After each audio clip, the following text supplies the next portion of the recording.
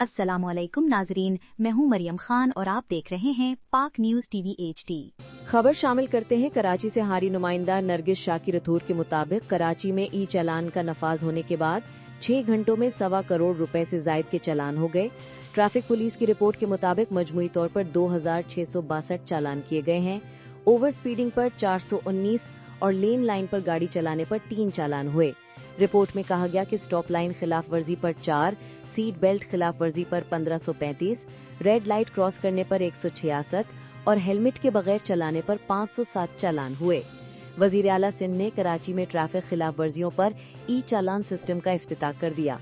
Traffic police के मुताबिक one way street पर रॉन्ग वे ड्राइविंग पर 4, काले शीशों पर 7, गलत पार्किंग पर 5, मोबाइल फोन के इस्तेमाल पर 32 और गलत सिमत पर 3 चालान हुए हैं। रिपोर्ट में कहा गया कि गैर कानूनी पार्किंग और नो पार्किंग पर 5-5 जबकि रॉन्ग वे ड्राइविंग करने पर 3 चालान किए गए हैं। अब तक के लिए इतना ही। मजीद खबरों के लिए देखते रहें पाक न्यूज टीवी HD।